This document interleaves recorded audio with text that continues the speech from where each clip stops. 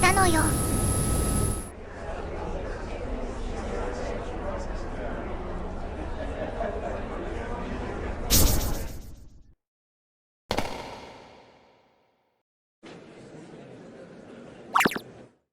Well, that didn't go as planned. Anyway, it has now been around a year since I started doing this whole YouTube thing. Thanks, Akari. Hold up. If you are here, then who's now piloting the helicopter? さあね。 Oh, well, it's not like I was planning on drawing that thing again. At any rate, I thought that for my 50th video, I could rank the top 50 visual novels I've ever played. I'm aware that with just a few clicks on VNDB, one can already get the supposed top 50 VNs of all time. But I've always found that ranking to be more of a popularity contest than anything. I mean, the thousands of people giving Steins Gate a 10 out of 10 are probably not the same people giving Rance 10 or Muramasa a 10 out of 10. That's not to say that a personal list is any less flawed. After all, some of the titles I'm including are games I played many years ago. And there's no guarantee that if I were to play them now for the first time, I would rate them the same.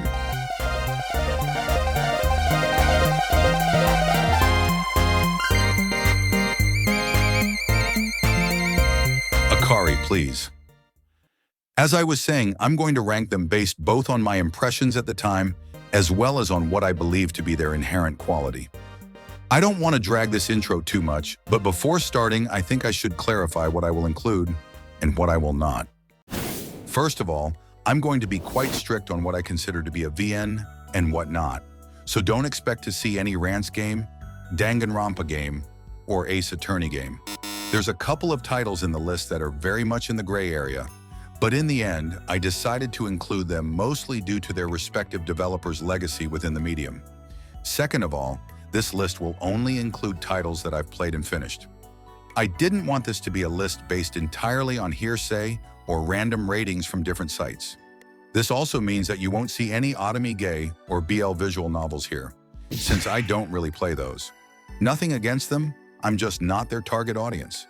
I'm sure some of them fully deserve to be included here, but even if I were to play them, I don't think I would be able to rate them without my own personal bias. Finally, while I finished a lot of visual novels, specifically 235 at the time of writing this, and many more if you count the ones I've simply played, it's not like I've played every single kamige out there. There's really no escaping from the eternal backlog curse. So for the sake of fairness, here's a list of titles that I believe had good chances of making it in, but that I've simply not had the chance to play them. Behold, this is my visual novel wall of shame. Starting with the Krupo games. Yup, all of them. These are probably the ones that I'm most certain about their potential inclusion.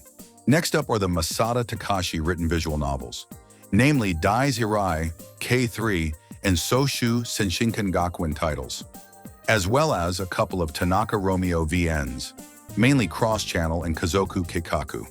Some Nitroplus games like Django, Totono, and Tokyo Necro, and other random VNs like Rui Watomo, Oyobu, Sharon no Kuni, Musicus, Tsui no Sora Remake, and many more.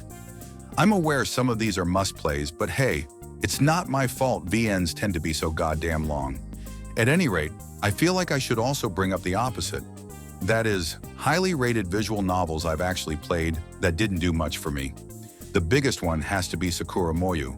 I finished a couple of routes but ultimately dropped it after that. I didn't enjoy the game's writing at all. It felt very pretentious and condescending. Majikoi is another one that I tried but didn't quite click with me. To be fair, I played this one many years ago when I couldn't read Japanese, so I'm willing to bet that if I read it now, instead of relying on its fan translation, I might rate it higher. I'm also kind of baffled to see the Fata Morgana and Aokana fan discs rated so highly on VNDB. Aokana Extra 2 was alright, but I feel that most of its strengths were already present in the base game, so I can't quite understand the rating disparity.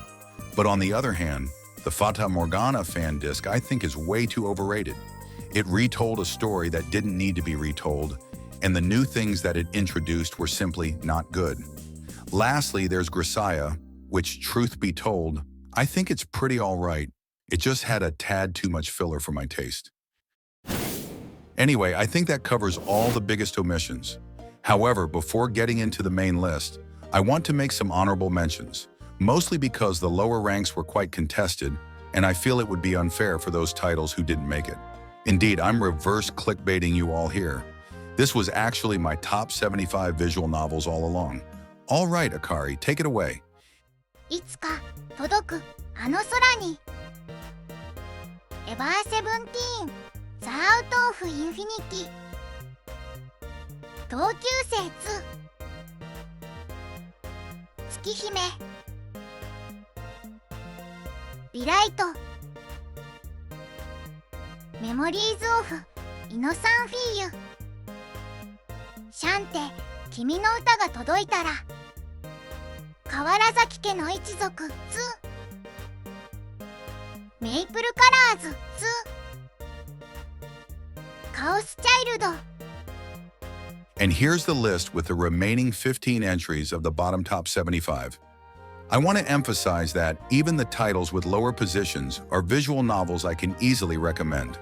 In fact, quite a few of these have a VNDB rating above 8, which is quite commendable. But that's more than enough yapping about. It's finally time we dive into the meat of the matter. So without further ado, these are my top 50 best visual novels of all time. Number 50. Konata Yori Kanata Made. What better way to start off this list than with one of the most depressing visual novels I've ever played? Konata Yori Kanata Made is the type of VN where even the good endings are bad endings. But that's also one of its strongest points.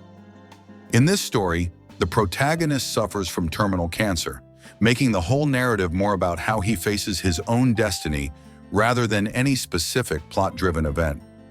His outlooks on life and death are, to me, the defining characteristic of this visual novel, further emphasized by how crudely and straightforwardly they are presented. It might be one of the most divisive titles on this list, but I believe it deserves more recognition than it gets. Number 49. Boku to Bokura no Natsu. Boku to Bokura no Natsu proves that you don't need a grandiose, overblown narrative to still be memorable. This is a simple story about a group of friends trying to dig up a treasure they buried when they were kids, which might be the last chance they have since the whole rural village will be demolished due to the construction of a dam. I've always found that stories about youth work especially well when set against a backdrop that's about to disappear. It highlights how transient this stage of life is without being too on the nose. However, the game's greatest strength lies in its unpretentious depiction of romance, which is greatly enhanced by its use of a multiple perspective narrative. Directly seeing how each character interprets their interactions with one another is an organic way to add depth to them. And this level of subtlety is what sets Boku to Bokura no Natsu apart from other small-scale VNs. Number 48. Angel Bullet. Angel Bullet is a visual novel of contradictions, a fantasy-themed, lighthearted western that feels straight out of a B-movie. Slowly transforming into a cosmic horror tale shouldn't work, but that's liar soft for you, taking wild, unconventional ideas and turning them into compelling stories. What gives Angel Bullet this sense of cohesion is its surprisingly strong commitment to historical authenticity, or at least as much authenticity as a setting involving cowboys and zombies can offer, which is combined with its expertly handled gradual shift in tone.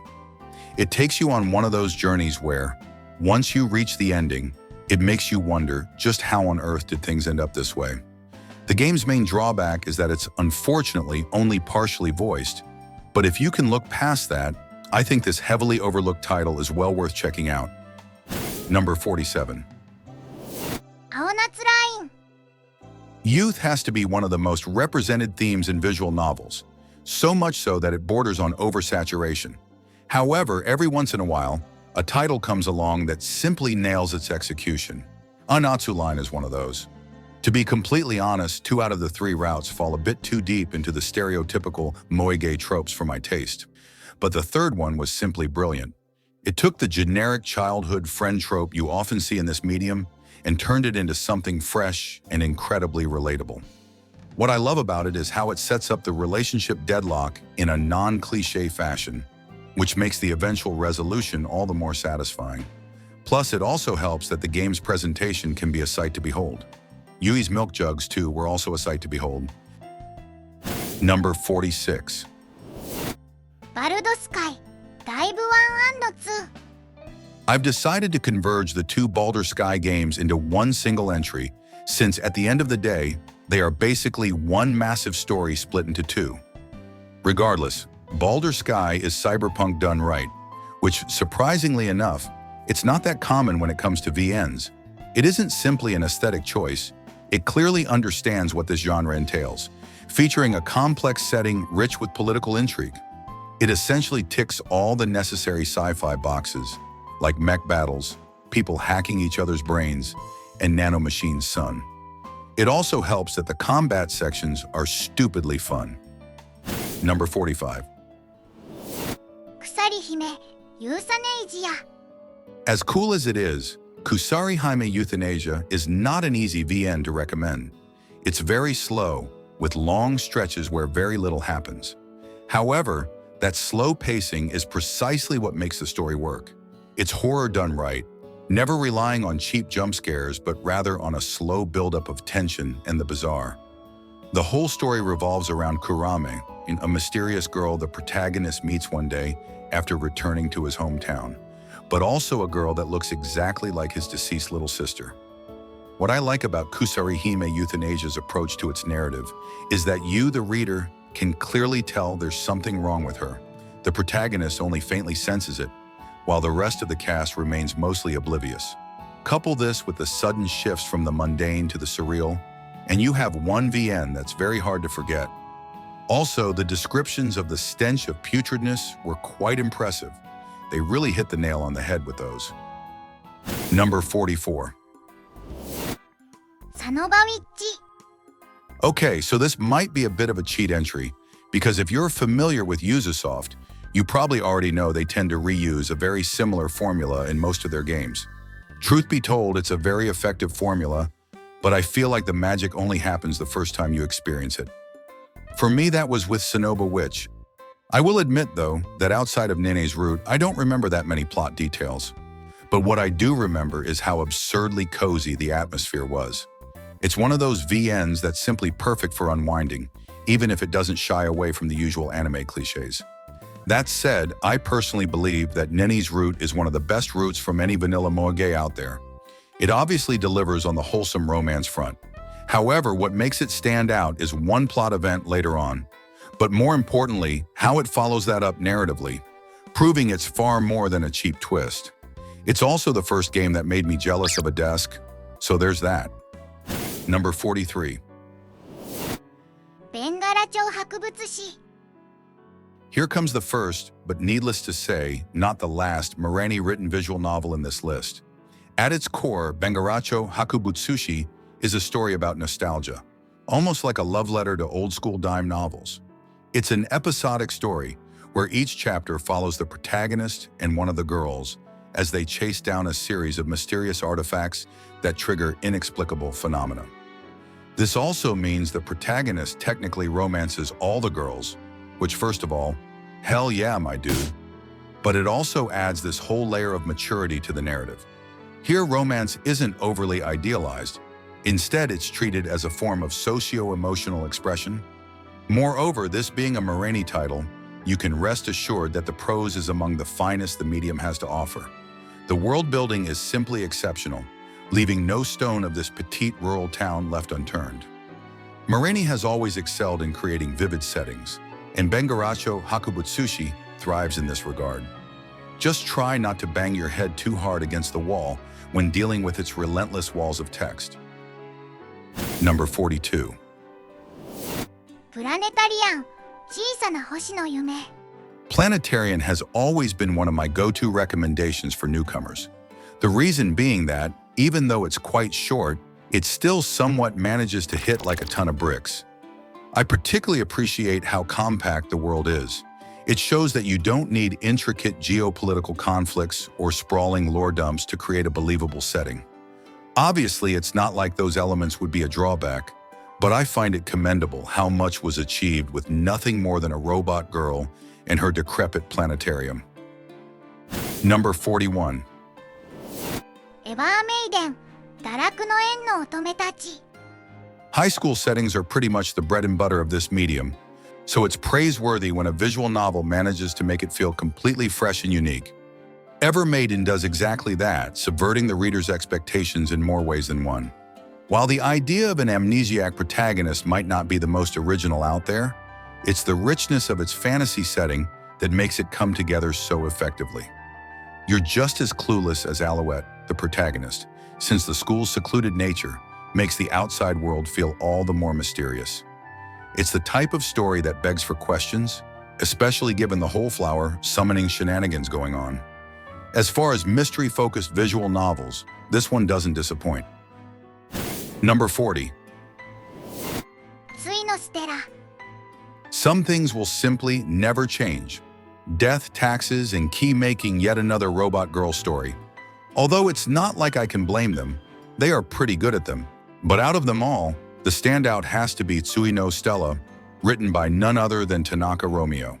Although compared to his other works, Tsui no Stella is a bit more conventional, likely because Key wanted something that more closely resembled their own style. Not that that's a bad thing, of course. In fact, I think the game's direction is one of its strongest points. I really like how the whole story is essentially about the journey the two protagonists embark on, both physically and emotionally. On top of that, the hostile and richly detailed sci-fi world throws constant hardships their way, and it's through overcoming them that their personalities are shaped in a way that feels both meaningful and deeply rewarding. Definitely one of their best recent titles. Number 39. Kizuato. When making a top whatever list for any type of media, disparity between public acclaim and personal taste is inevitable. Even so, I believe that Leaf's Kizuato is quite the underrated and overlooked title. It's easy to simply dismiss it as a product of its time, or perhaps claim that it hasn't aged well. But if you ask me, I don't think visual novels really age at all. When it comes down to it, they are nothing more than stories. And I do think that Kizuato easily stands on its own. Its plot juggles a mix of genres, from mystery to horror, to fantasy to drama, and of course, romance. But what sets it apart is how it balances all of them. There's just the right amount of each without either overstaying its welcome or feeling superficial. This makes it a fairly breezy read, where despite having a supposedly dark narrative, the atmosphere never gets too oppressive or overly moody. I will say though, if you are going to play it, try finding the original instead of the remakes. To be fair, the second remake looks alright, but that first one, well, I guess you can say the art style adds to the horror vibe. Number 38. Higurashi no Naku Koro ni. Higurashi has always been one of those major success stories in this medium. It's kind of hard to believe that a game with this level of production quality would eventually become such a massive multimedia franchise. Okay, I will admit that the potato hands have their own unique charm. Achoo! Apologies, that was a weird sneeze. Anyways, if Higurashi became such a hit, was entirely thanks to the quality of its narrative. It's filled with memorable characters, scenes, and quotes. But what Higurashi does best, in my opinion, is convey a fantastic sense of paranoia. The subtle shift in genre and gradual increase in the plot's overall scale is handled exceptionally well, which is very impressive when you consider how huge the entire thing is. If you can muster a long-ass VN, then check it out. Though let's be real, you probably don't need me to tell you that. Number 37. Fate, Stay Night. Natsu is a mushroom of many talents, whether it's the way he directs action scenes, craft memorable moments, or write interesting characters and their defenseless butts. However, I personally believe that Natsu is above all defined by his sheer creativity. I particularly like how he creates premises that are immediately captivating, and Fate Stay Night might sit at the top of the list. The idea of a battle royale with summoned historical figures is just brilliant, and it's only made better by how distinct each route feels from the others. While routes in other VNs feel like different flavors of one similar idea, in FSN it almost feels like three completely different stories merged into one. I think this is one of the reasons why most people who play this will have one clear favorite among the three scenarios. But even then, it's hard to point to any that clearly lags behind the rest. Number 36. この世の果てで恋を歌う少女、ユーノ。 90s era G have a certain unique charm. It almost feels like, at that time, you could do stuff like add some random NTR to your game and no one would bat an eye. It's that attitude and confidence that make them so charismatic, and in my opinion, no title captures that spirit better than Yuno. It feels through and through like a title made by rock stars at the top of their game, brimming with clever ideas and narrative twists. It's honestly quite surprising how this time-traveling mystery story still feels so innovative despite its age. Turning the save and load function into a narrative element was a stroke of pure genius, as it made you completely rethink how to tackle its puzzles, all without ever disconnecting you from the plot. And then there's the big twist. I've heard some criticize it for being undercooked, but I don't know. I thought it was brilliant. It felt like an amazing and satisfying climax to the story. Number 35. メモリーズオフ、セカンド。 There's a scene relatively early in Memories Off Second, where Hotaru, the main heroine, says that the second movement of Beethoven's Pathétique Sonata expresses an appreciation for sadness.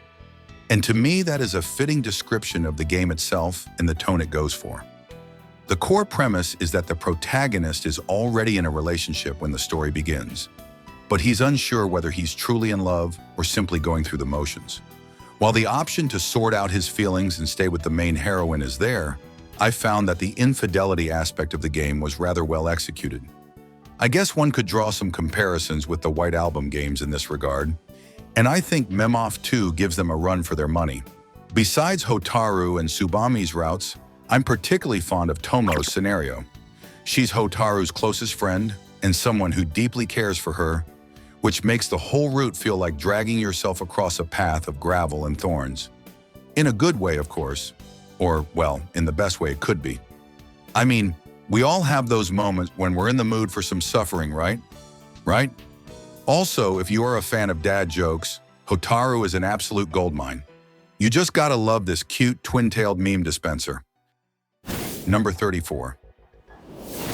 群青の空を越えて。 I'm going to be frank here. Gunjo no Sora o Koti is not a very fun visual novel to read. It's dry, doesn't have many action scenes, and the characters aren't the most likable bunch. But for a title focusing on war and its emotional toll, that dryness was exactly the right choice.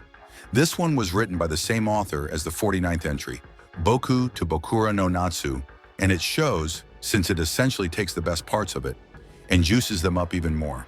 However, what elevates above its spiritual predecessor is how it handles conflict on both small and large scales.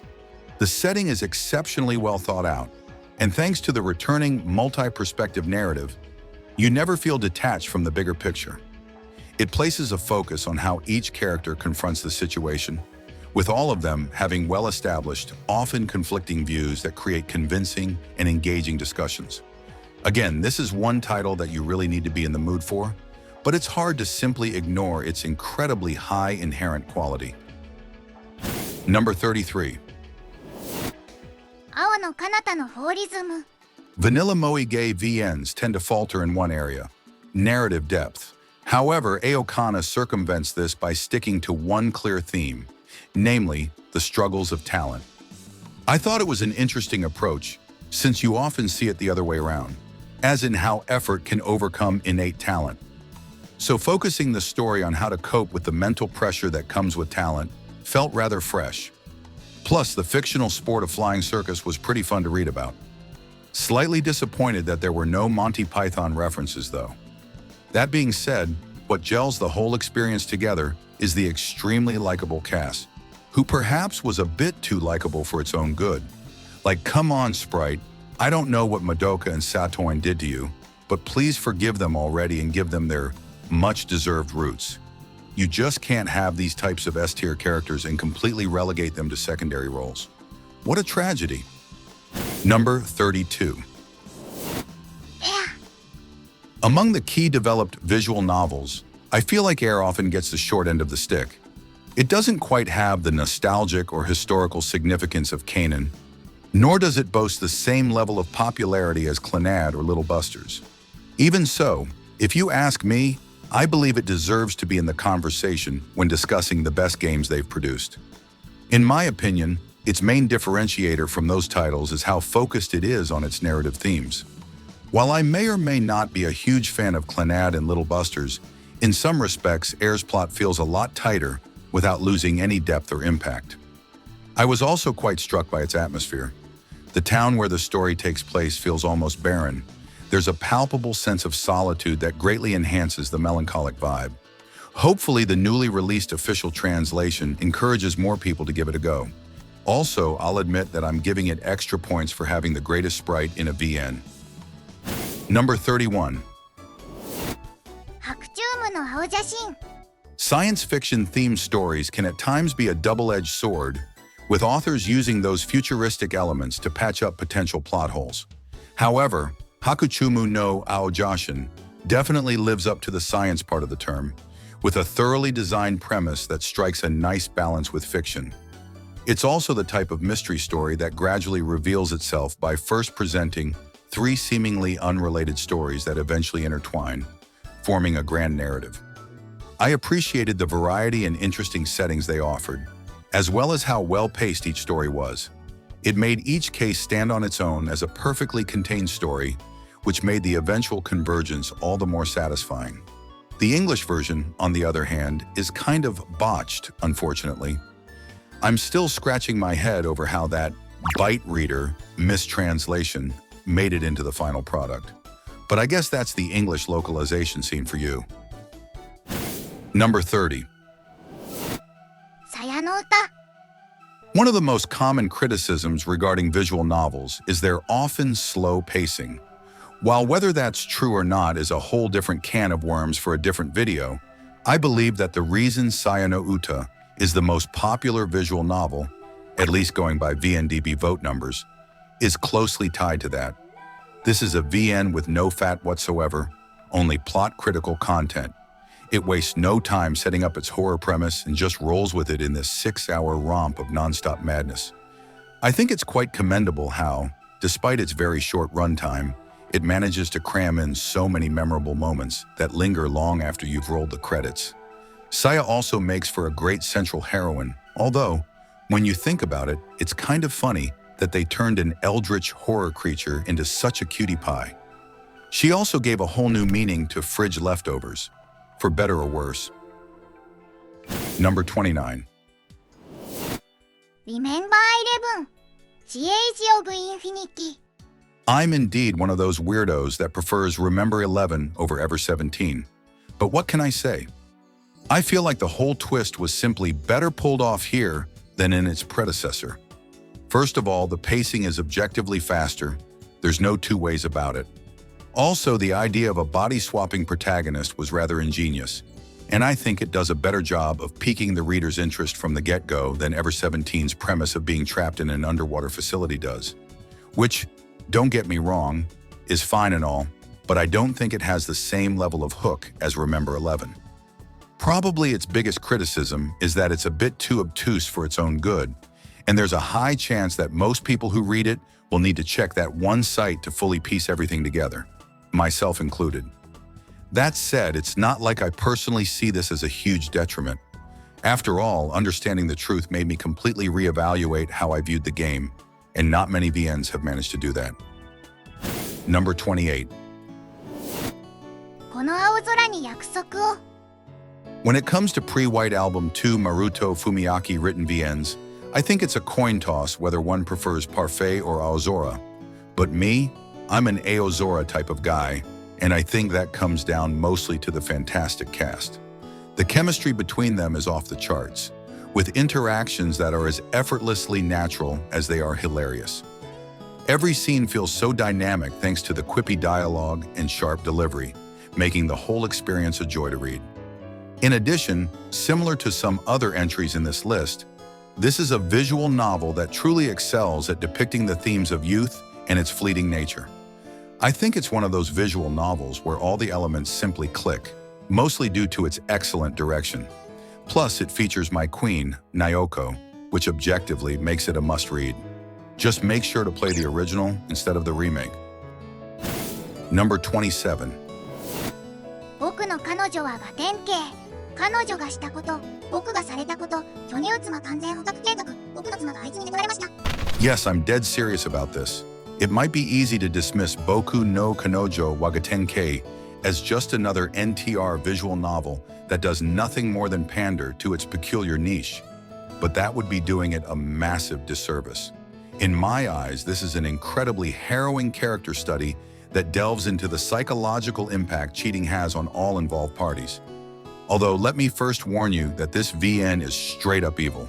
Misaki is written in such a genuinely lovable way that when the inevitable infidelity occurs, it's simply soul-crushing.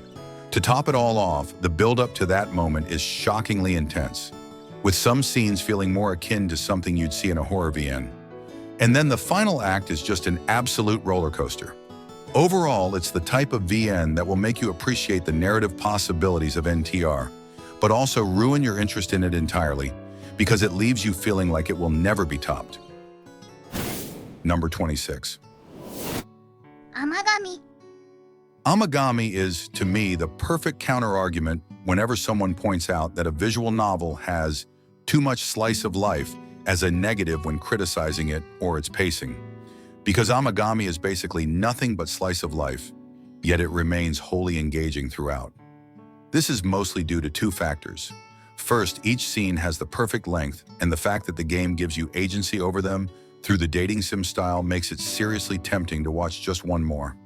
Secondly, the character writing is incredibly good. It leans more into a grounded approach, which makes the characters all the more endearing. And honestly, it's kind of refreshing to see a Japanese VN without a single character with some crazy hair colors. The dating sim part is also fun despite its simplicity. It's mostly about managing your schedule, but it never gets too overwhelming, at least if you don't try to chase too many girls, which I'm aware can be very tempting, since every girl in Amagami is best girl. Except Rihoko, I guess. Sorry, Rihoko stans, all three of you. Number 25. 魔法使いの夜。 Out of all the Type Moon visual novels, Mihoyo is perhaps the most tightly written. The pacing is brisk without neglecting the slower moments that develop the relationships between the three main characters who, by the way, overflow with charisma. In particular, Aoko is such a fun character. The way she absolutely hated Sujuru's innocent guts for the first, well, nearly the whole story, led to plenty of amusing scenes. But that made their relationship development feel even more deserved. By the end, there's a palpable sense of trust between the two, and it's genuinely refreshing to see a story focus on the friendship between two individuals rather than the default romantic angle. I also think it's worth bringing up its stellar presentation. At the time of its release, it was considered a benchmark for production values, and even to this day, it's hard to find other titles that can match it. The action scenes are a true spectacle, but even the everyday life segments have plenty of subtle, well-placed details. It can be a sight to behold, making it a perfect entry point to the medium for newcomers. Number 24. サマーポケッツ。 Summer Pocket's biggest achievement is its consistency. It's true that the game doesn't reach the same emotional highs as something like Clannad or Little Busters, but it's hard to complain when a VN of this length doesn't have a single route that could be considered a dud. I would actually say that, out of all the long-form VNs made by Key, this is probably the most approachable. It also helps that they absolutely nailed the summer vacation atmosphere. There's something very cozy about being accepted into and getting to know a completely new group of friends, living to the fullest each day. What I like most about their dynamics is how casual everything feels. Sometimes the MC will just run into one of them and, on a whim, join whatever they're doing. On another day, one member of the group might be missing because they're busy with something else. I know this sounds mundane and unremarkable, but there's something oddly realistic about Summer Pocket's cast that makes it incredibly charming. Plus, the comedy here is on point. While Key is mostly known for making people cry, those sad moments can only work when you have funny scenes to create a sense of contrast, and I think Summer Pockets is their funniest work to date. Just be ready for a lot of screaming. Number 23. My maybe. Indeed, the game with the meme Arrow Frutiger song is actually really good. Well, more accurately, its sequel is. I mean, the original's pretty decent too, but My Merry Maybe takes things to a whole new level. It's the type of sequel that understands the potential of its predecessor. Mainly the dilemma of whether a human-like robot with human-like behavior can actually be considered human, and explores all the thematic possibilities. It starts with a premise that doesn't make narrative sense in relation to its prequel, but that discrepancy only enhances the intrigue. However, what I love about My Merry Maybe is that it knows when to advance the plot and when to delve deeper into its humanist themes. Everything feels tied together, with each route taking a narrative idea from those themes and interweaving it into the general plot. I also appreciated that this time around, the cast is mostly made up of adult women, which made the conflicts feel more mature and appropriate for the game's core ideas. So mages, if you are listening, I know you aren't, but whatever, re-release the goddamn game. Just give me back my waifus Yume and Honoka and end this eternal suffering of mine. Number 22. きっと澄み渡る朝色よりも Asairo is a visual novel defined by its sense of harmony. It skillfully balances a complex mystery with snappy comedy and fully fleshed out characters. What unifies all of this, however, is its purposeful prose. Yes, say that 3 times fast. Purposeful prose, purposeful prose, purposeful prose. Dang, my diction skills are on point. It's almost like this voice is not even human or something. Anyhow, this is one title that's often brought up as one of those untranslatable kamige, and there's a good reason for that. It essentially ties the cultural meaning of words and etymology of kanji into its own narrative and character writing. But what I find impressive is that it's never obtuse, nor does it feel forced. In fact, it becomes relatively easy to see what the story was ultimately hinting at once you get close to the ending. And I don't mean that as a bad thing. The revelations in Asairo feel organic and personal, in that you can vaguely sense what the game is building toward. And as the truth draws closer, everything begins to take shape as a cohesive message. To me, this level of subtle narrative direction is what elevates Asairo as a true kamige, as well as the best title Shimonyu has made. Number 21. シュタインズゲート Oh hey, if it isn't the top-rated visual novel on VNDB, what are you doing all the way down here at the 21st spot, Steins Gate? Okay, jokes aside, I do think Steins Gate is a fantastic VN, not the greatest of all time by any means, but still, its strengths are undeniable. I mean, it wouldn't be on this list otherwise. Needless to say, this is a title that triumphantly presents a compelling sci-fi mystery, to the point where, within the realm of visual novels, time travel has nearly become synonymous with Steins Gate, and its influence has spread even further thanks to its popular anime adaptation. The success of these types of stories usually hinges on how much one needs to suspend their disbelief, but surprisingly, with Steins Gate, it's really not that much. I'm sure if you started digging, you could find a handful of plot holes, as is usually the case with time-traveling stuff. But here, so many other elements are so cleverly interwoven, from conspiracy intrigues to interpersonal drama, that it's nearly impossible not to get deeply sucked into the plot. Okabe, the protagonist, is another major reason behind the game's reputation. Seeing him mature from a dorky otaku into someone willing to give it all for those he cares about is deeply rewarding. And the charisma of Kurisu and Mayuri fueled waifu wars the likes we had never seen ever since Evangelion's Asuka versus Rei debacle. Although we all know deep down that the best girl was Suzuha all along, and I will refuse to elaborate any further. Number 20.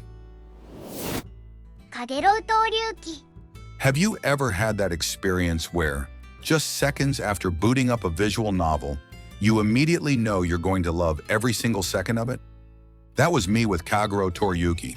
I vividly remember being absolutely blown away by the main menu music the first time I opened the game, and the second time, and every single time after that. Seriously, this game's OST is criminally underrated, but thankfully the story itself was just as good.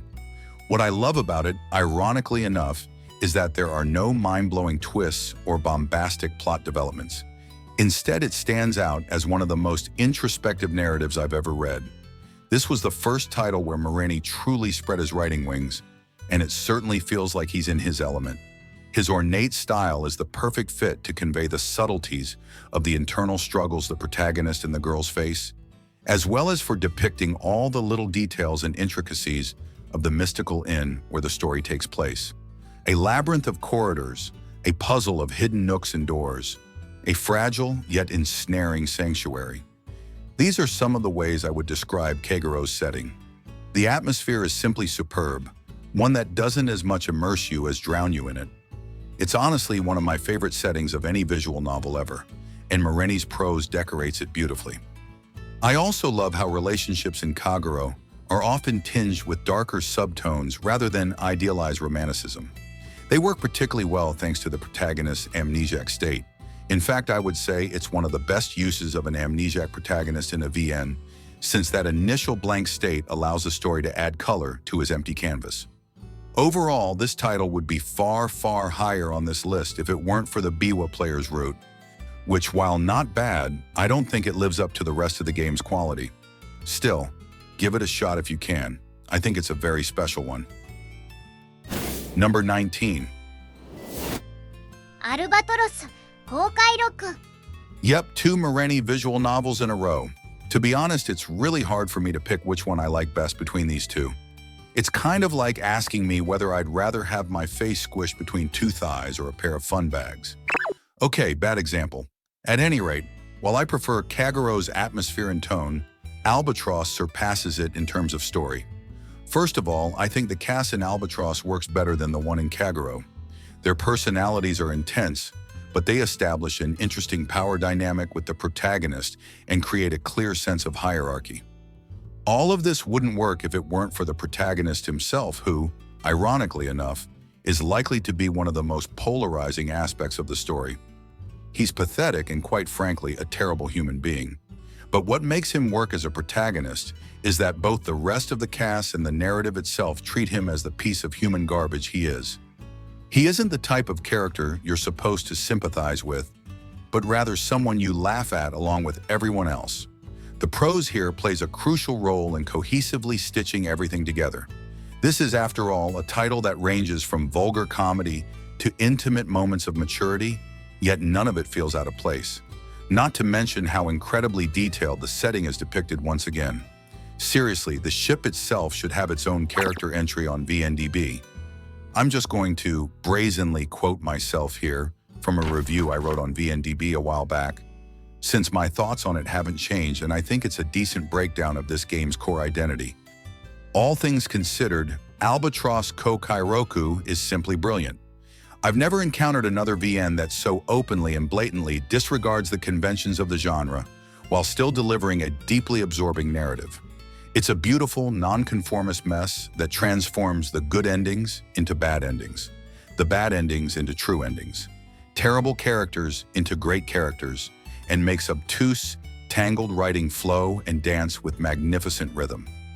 It's a fool's tale filled with debauchery, obscenity, vulgarity, yet one that still retains some restraint to keep things fresh and engaging. So come on in and hop aboard the Albatross for the best-worst nautical journey a man can both dread and desire. Number 18. 桜の時、桜の森の下を歩む。 Sakura no Toki is an amazing sequel. Sakura no Toki is also a terrible sequel. Yeah, it's kind of both things at the same time. Its biggest sin is how it wastes its fantastic cast while giving routes to characters who already had routes in its previous game. But you know what? If you look past those surface-level issues based on conventional expectations, what's here is the perfect exploration and expansion of the original's thematic intent. I don't want to delve too much into it, since, needless to say, the original game will also appear later on in this list, but all of those elements and conversations that made Sakuuta incredible are alive and well in Sakutoki. I will say, though, that in my opinion, Sakutoki actually does a better job of connecting its interpretation of the meaning of art with the human psyche. The story itself has a clear sense of direction, taking those ideas and connecting them to the journeys of the main characters, while also emphasizing and giving more weight to important events from its prequel. And I think that was the right approach to take. It surely wasn't an easy task to follow its predecessor, but I believe Toki managed to do so while delivering a story that feels complete, justified, and deeply satisfying. I'm also quite thankful that Skagi gave Kana the presence she deserved. She's one of my favorite characters from the series, and her character development in Toki was top-notch. Misuzu was also pretty cute. On a side note, I quite appreciated that this time around the artworks used looked much better. It was a big pet peeve of mine that in the first game they would be praising one piece of art as if it were the second coming of Jesus, when the artwork itself was nothing to write home about. Number 17. 愛欲のユースティア Fantasy settings may not be particularly original, especially nowadays with the flood of isekai manga, anime, and light novels that get released on a daily basis. However, Aiyoku no Yustia is a perfect example of how such backdrops can still feel fresh when infused with creativity and a narrative vision. What I love about its world building is how concise it feels. Instead of depicting an entire world with different countries, races, and cultures, Aiyoku no Yustia takes place entirely within a single floating city. However, that city is clearly divided into distinct layers, each populated by citizens of different social standings. There's a sense of containment and contrast between the layers, something you see firsthand as the story progresses. I found it quite clever how the story begins at the lowest layer, giving you ample time to understand its dynamics. It's an elegant way to make the upper levels feel all the more detached. Furthermore, the heroines serve as metaphorical windows into each one of those realities and the region's characteristics and ideologies, which then are questioned after meeting and getting to know the protagonist. I've seen some people complain about the ladder structure the game uses, but I thought it was the perfect choice, since by the end, you have a cast that has gone through plenty of hardships and developed fully fleshed out personalities, making the conclusion feel truly climactic. I believe it's the combination of these two elements, the detailed world building and complex characters, that gives the plot the wings to fully explore such a wide range of topics. From the role of religion or a monarchy in society to the true value of human life. It almost feels like it tries to examine every single idea it possibly can within its condensed world. Yet it never comes across as overbearing or superficial while doing it. That's why I consider this title one of the strongest plot-focused visual novels out there. Number 16. 月姫 A Piece of Blue Brass Moon I'm sure living up to nearly 13 years of built-up hype was no easy task, but somehow the Tsukihime remake managed to do exactly that. The original release of Tsukihime was one of the most influential visual novels of its era and managed to catapult a small doujin group into one of the most recognizable names in the industry. It definitely had some rough edges, but its charm was undeniable. And hey, it's still the most complete version until this goddamn mushroom finishes the second part. However, A Piece of Blue Glass Moon took those rough edges of the original and polished them to an extreme, all the while preserving its edgy yet classy atmosphere. Like anyone else who had played the original beforehand, I went into this one already knowing its twists, but that only made me better appreciate even more how subtly the foreshadowing was laid out. Of course, the biggest attraction of this title wasn't what they kept, but rather what they changed, and in my opinion, those changes were for the better. They ranged from giving more context to already existing events to completely spicing things up, especially with Ciel's route. I don't think it's a particularly hot take to say that Ciel's route was the weakest part of the original, but with the new changes it became a huge step up, maybe even the highlight of this remake. It's true that in some parts it kind of jumps the shark, but the near-side routes were always meant to be the action-packed side of the game, so I felt it was perfectly in line with the original intent. Plus, Noel was a great addition, kind of makes me wish she too got a route. It should also go without saying that the visual overhaul was seriously impressive, although personally it was the new rearranged soundtrack that stood out to me the most. The original game's music was, let's say, not exactly amazing. It felt kind of amateurish, and I'm not only talking about the extremely basic MIDI instruments they used. Some tracks were overly simple loops built around uninspired melodies. But the remake took those and turned them into fully developed, proper pieces. Now, if only Part 2 could hurry up and come out already. For how much longer must Sachin suffer? Isn't it sad? Number 15. 最果ての今 If I were to rank these games by the complexity of their narratives, Saihate no Ima would win by a landslide. The sheer ambition and depth on display is just mind-boggling, almost to the point where it makes you wonder how on earth this VN was even created. The game is filled with complex topics, including psychological, sociological, and philosophical ideas. What's great about them is that they have meaningful implications within the narrative and character development. It was the latter that probably impressed me the most. Despite its size, this game's cast is extremely well written and thoroughly explored, down to every nook and cranny of their personalities. It's one of the few VNs that ask how and why those personalities were formed and uses the answers to contextualize their interactions with each other. As for the story itself, it's a total mess in the best way possible. It constantly breaks continuity, jumps all over the place, and expects you to put everything together. I know this all sounds like a huge negative, but I'll gladly welcome any visual novel that respects the reader's intelligence as much as Saihat no Ima does, even if that means having one hell of a confusing plot. And hell, I'll put up with a VN testing me if it means I get to spend some time with Sayaka, my beloved. If you ask me, though, the standout feature of Saihat no Ima must be how it incorporates its inbuilt glossary into the narrative. I think ever since DDLC's success, lots of VN developers, well, Western developers, started treating meta-narratives as the go-to-all solutions for creativity. However, Saihat no Ima's glossary system proved back in 2005 that you don't need to rely on shoddy, creepypasta tier stories to still be innovative within this medium. Number 14. リトルバスターズ When discussing Little Busters, comparisons to Clannad are basically inevitable. Sure, it might not be a direct narrative sequel, but it largely follows the same formula, just with a slightly different theme. This time around, the story centers on the idea of friendship, and while that might seem more limited in scope compared to Clannad's family theme, it also works in its favor by creating a narrative that feels tighter in some respects. I like how the story emphasizes the strong bonds that friends can bring through little details, such as conversations subtly changing as you clear more routes. These might seem like very minor and inconsequential additions, but considering Little Buster's gargantuan scale, they provide an important sense of progression. The group itself is also very endearing, with their own unique quirks. Among them, I think it's worth highlighting the male friends. Usually in VNs, the male best friend is often used as little more than a comedy relief character, but in Little Busters, they were given the narrative attention they deserve. Yes, even the muscle-obsessed Masato. After all, male characters are kind of meant to be the glue that holds everything together, since once you enter a route, there's a certain limit to how much the other girls can support the protagonist without turning the whole story into a love triangle. There's a reason why Kyosuke reigns supreme in the character popularity polls Key makes every once in a while.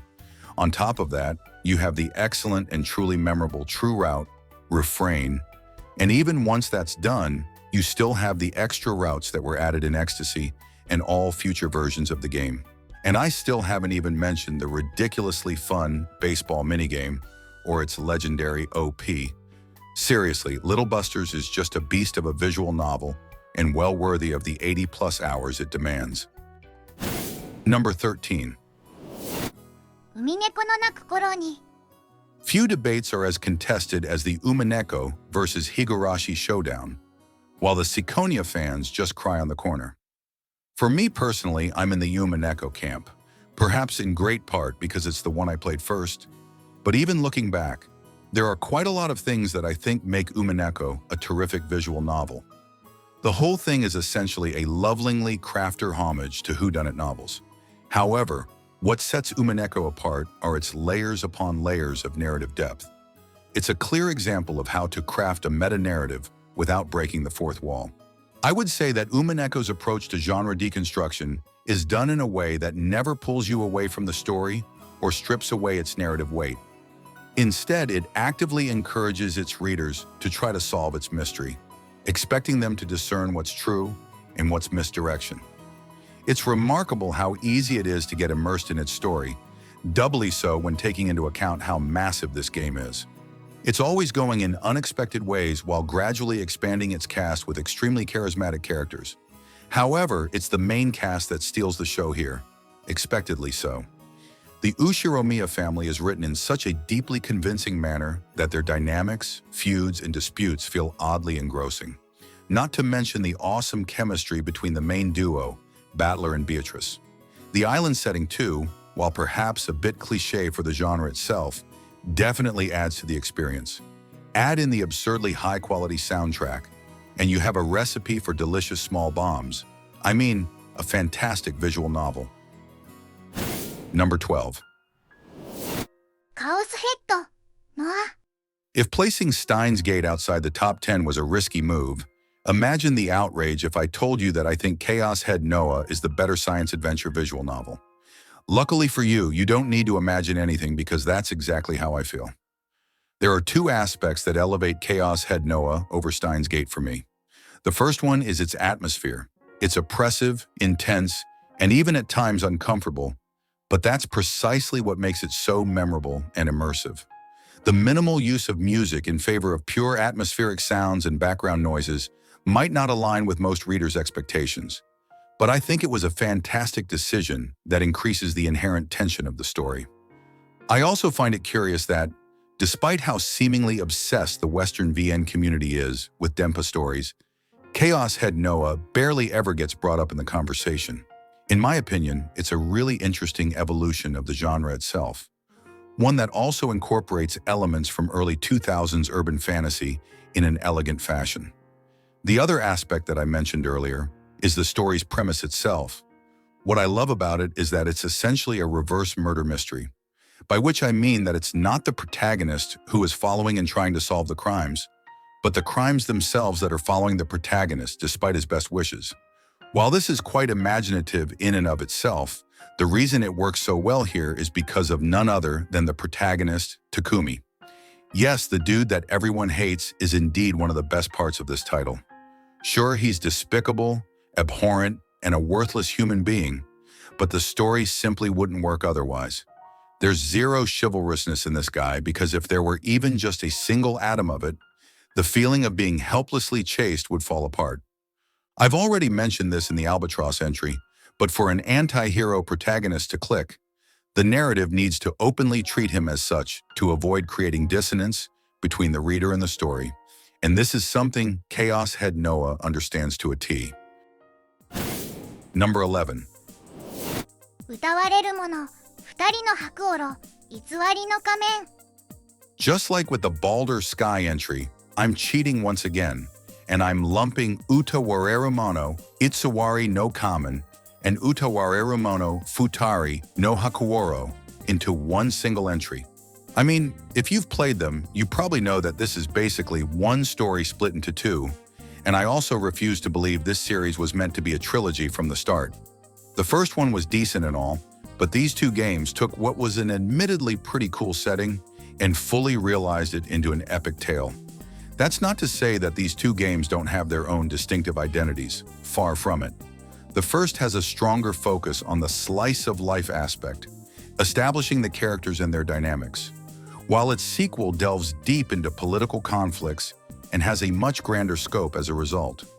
In some ways, it feels like a story that takes advantage of the two main narrative vectors of this medium, namely the commonly referred to Kara-G and Plot-G genres. The benefits of this approach are clear. It basically allows the story to take its time, developing the characters and its world building, so that once things kick into gear, you have all that previous groundwork to draw from. And the premise of its sequel is quite something. It more or less puts the original's tone and narrative upside down, adding a considerable amount of weight to the plot. I won't spoil it here, but it's the type of premise that pushes the protagonist into an incredible, extensive character arc, probably one of the most pronounced in the medium. The same goes for the rest of the cast, all of which receive their own individual and emotional story arcs. It all comes together in a truly satisfying finale, one that feels both well-deserved and memorable. Also, I can't remember which dialect Tsui speaks, but that voice is like honey to my ears. Number 10. 素晴らしき日々、不連続存在。 Subarashiki Hibi is the kind of visual novel that simply wouldn't exist in any other form of media. It's absolutely unhinged in the best way possible, combining a complex yet somewhat messed up plot with thought-provoking philosophical ideas.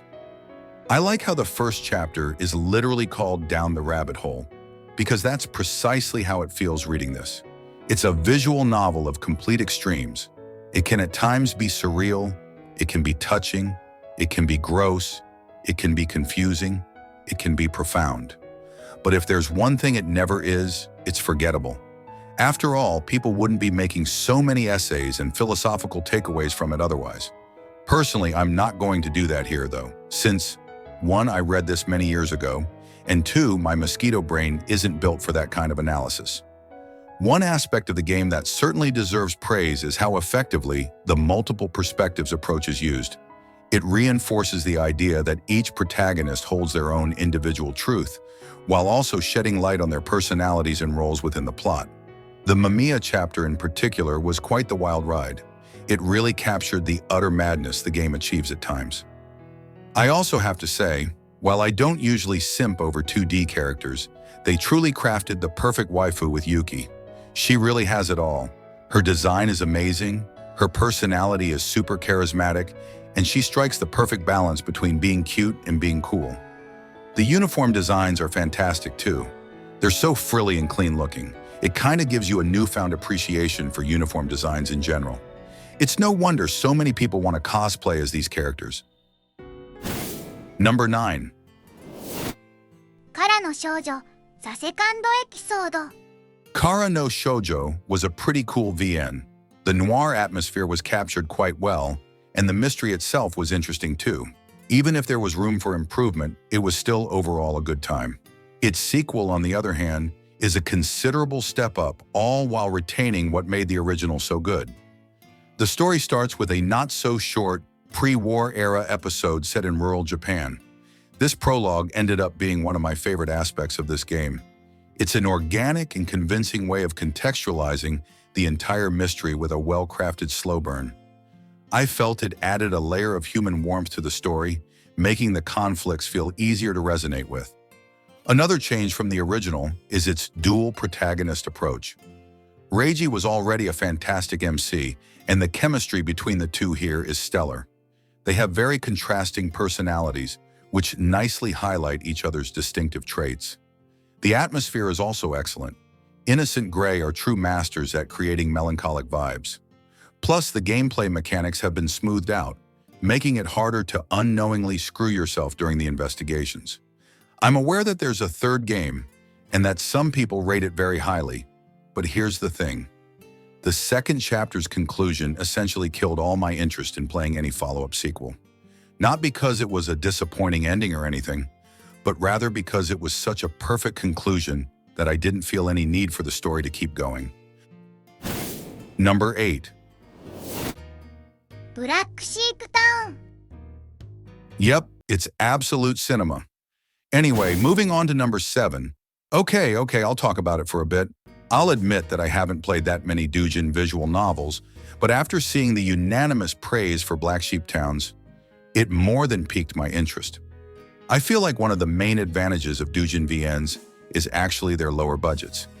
Well, to be honest, I have no idea how expensive this title was to make, but it certainly gives the impression that it was created purely out of passion without too much concern for potential revenue. Compared to most works within this medium, it's quite unconventional. There's nearly no romance, no comedy, and no comfort scenes. Just one dark story about mutants living in a mafia-ruled city. The richly detailed setting more than justifies the visual novel taking its name from it. The story is never afraid of showing its ugly corners, maintaining an honest and unpretentious outlook.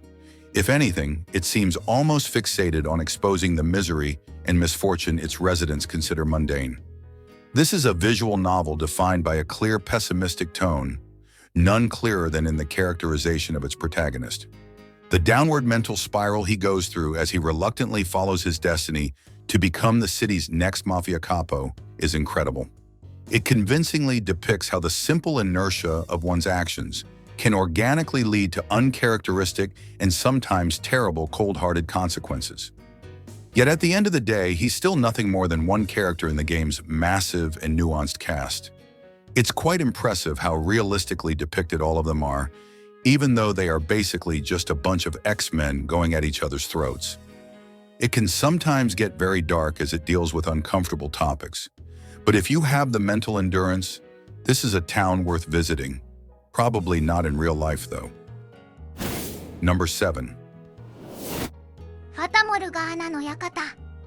Will you look at that? 2 Dojin VNs in a row.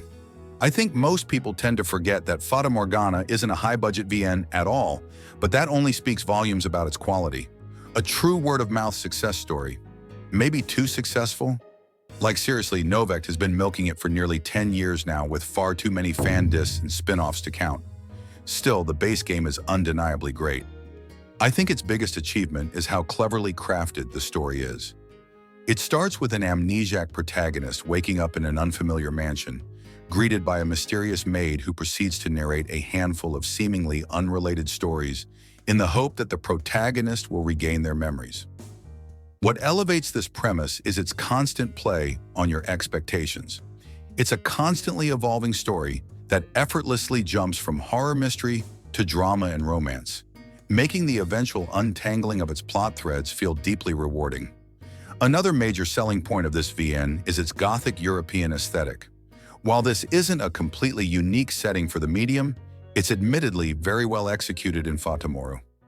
I feel this is one of the main reasons why it has resonated so strongly with Western audiences, and as a European, I'm including myself in that group too. I quite like that it wasn't simply used as some sort of cool, exotic backdrop, but was instead fully integrated into the narrative.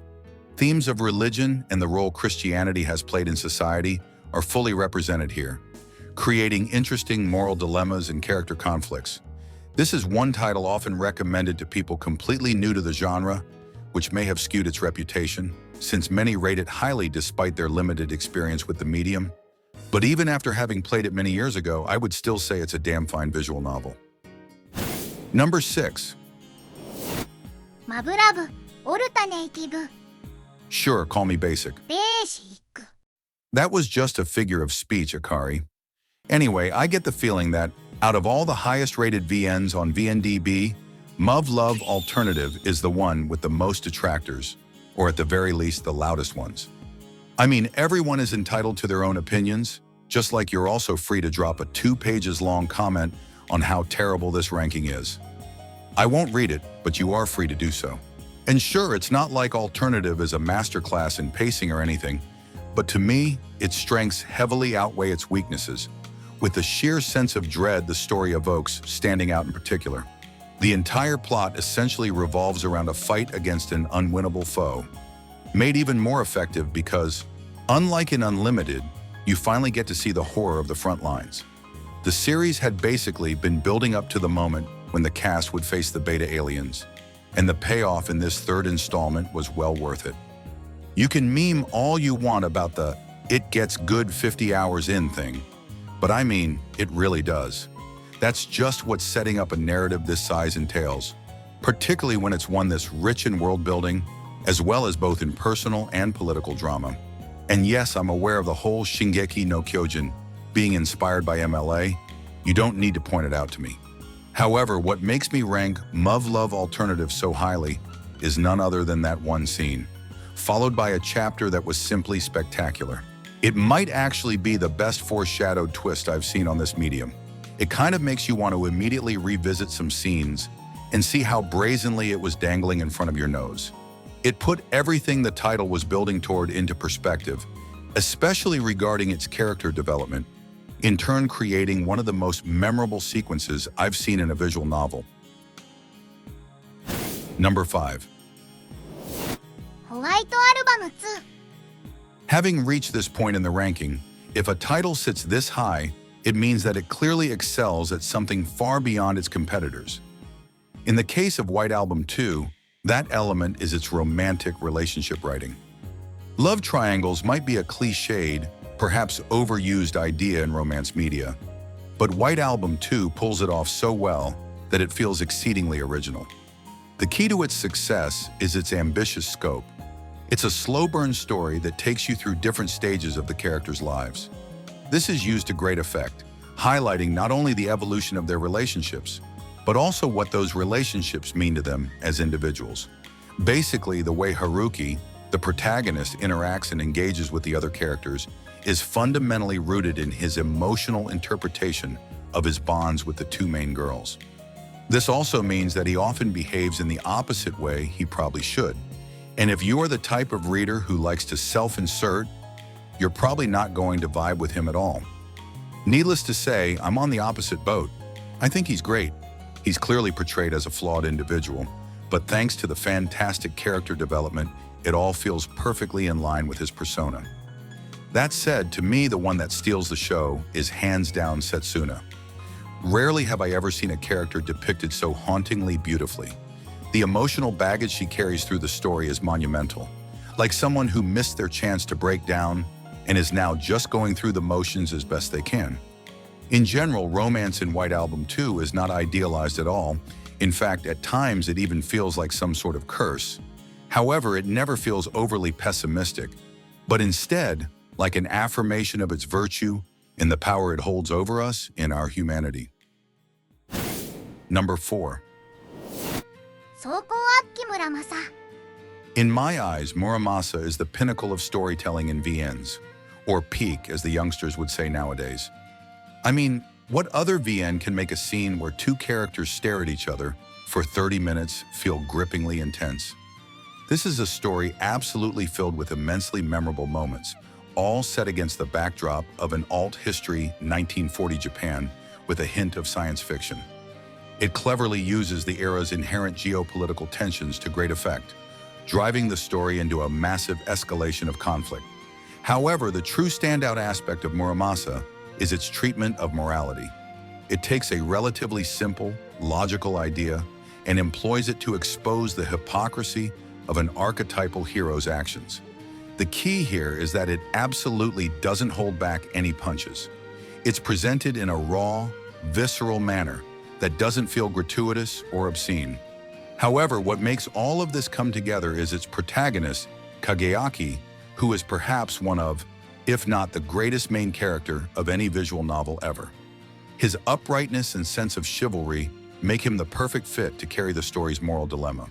Throughout the game, you can see how his values waver as he interacts with and gets to know the rest of the cast, all of whom carry their own distinctive beliefs. It all feels very honest and genuinely earned, leading to some of the most satisfying character development of a VN.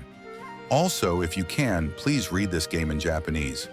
I know some people will adamantly defend the quality of its English translation, but that's beside the point.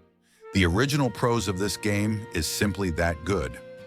I deeply believe that Muramasa is the best written work in this medium and that it should be experienced in its original form if possible. And look, I've also read my fair share of quote-unquote real books in Japanese. And even so, I still stand by this. So even if you have already read this one in English, I strongly suggest giving it a second read in Japanese, or at least consider doing so at some point in the future. Otherwise, you'd be seriously missing out. Number 3. If Muramasa is the best plot-focused visual novel, then Oritsuba is the best character-focused one. After all, the actual plot of this VN is nothing more than 3 random dudes going about their lives, each pursuing entirely different, unrelated goals. That said, this is by far the visual novel that pulls off the multiple protagonist narrative the best. They all experience their own reality, with very few side characters crossing paths with the others. This highlights how greatly different their lives are, from a socially awkward high schooler to a part-time worker juggling different jobs, to a lonely night drifter. The cast also differs vastly between them, and so do the character dynamics. For example, when one of the side characters ends up in a different protagonist scenario, you can see how they try to socially adapt by slightly changing their personality. The focus of this story is ultimately about how we build different personalities according to our environment. And while the game spends a great deal of time showcasing those differences, when the moment arrives and their stories converge into one, It truly feels fantastic and a climactic conclusion to the barely noticeable, yet extremely present buildup. I've also seen some people criticize this one for its lack of plot events, and to be honest, I think that's a pointless complaint. While it's not like the game has none, its focus is on the nature of human interactions from an individual perspective. In other words, it's a story about the internal side of a person, not about external happenings, which is why I consider it the gold standard for character-focused VNs. And I still haven't mentioned the glue that ties all of it together, the comedy. This is by far the funniest visual novel I've read. I know humor is entirely subjective, but the snappiness and organic feel of the conversations in Oritsuba give all the interactions an incredible sense of flow, only interrupted by the extremely satisfying clack whenever a scene ends. I could honestly listen to an ASMR video of that sound alone for hours. Plus, the game has Asuka, my all-time favorite heroine of any VN. I simply adored her nonchalant, laid-back attitude and the way she would grunt back when sulky never got old. なんだと? But fear not, the Church of Asuka is always open to new devotees. Number 2. 桜の歌、桜の森の上を舞う. Sure, Sakura no Uta is a very inconsistent visual novel. There are extended periods of time where not much is happening.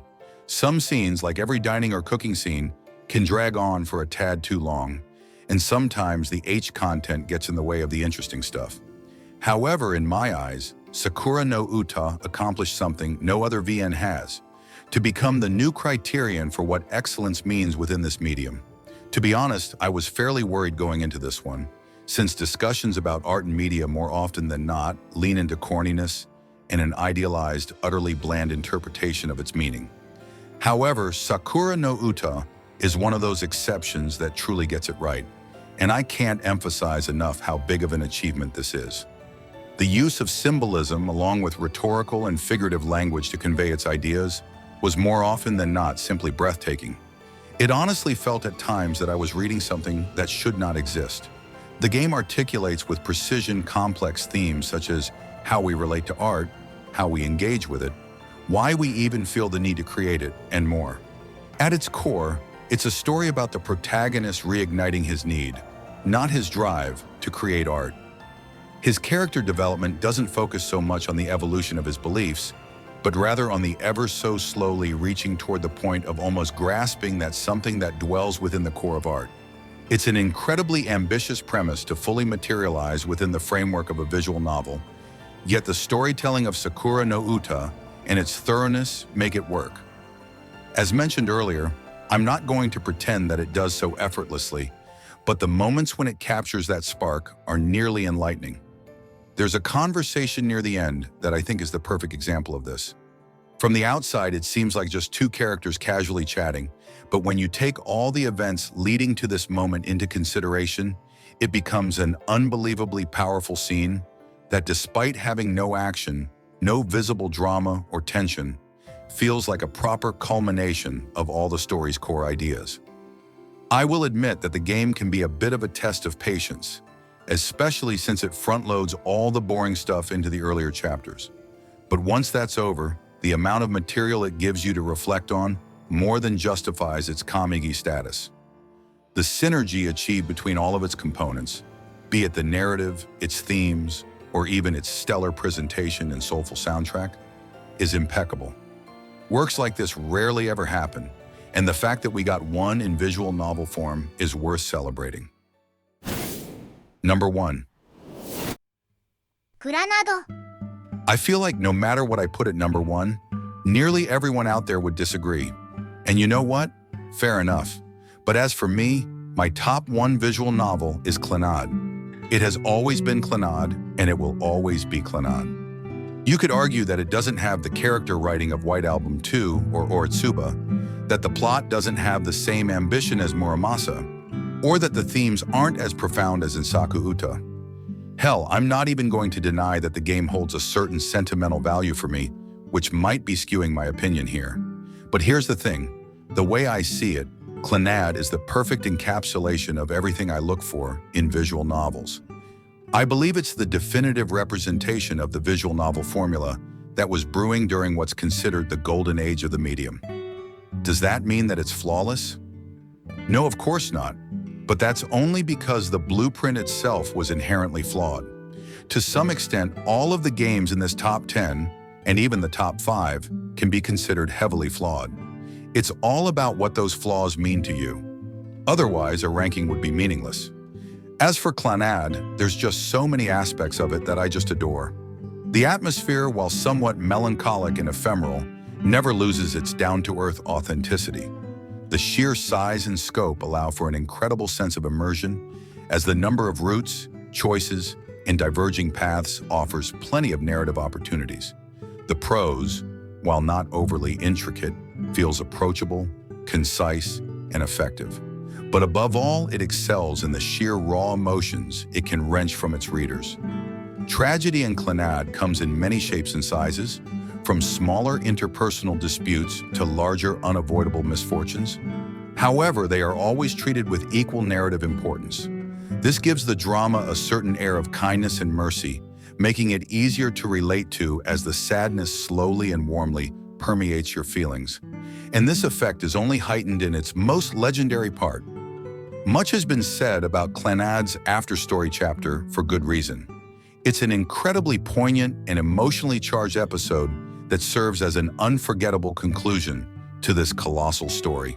It embodies a profound commitment to the game's character development and its narrative themes of family, offering a heartfelt journey of life's highs and lows. Beneath it all lies a beautiful message reinforcing that you aren't alone and that the strength we gain from those bonds is invaluable. As a whole, I wouldn't say that Clannad is a visual novel for everybody.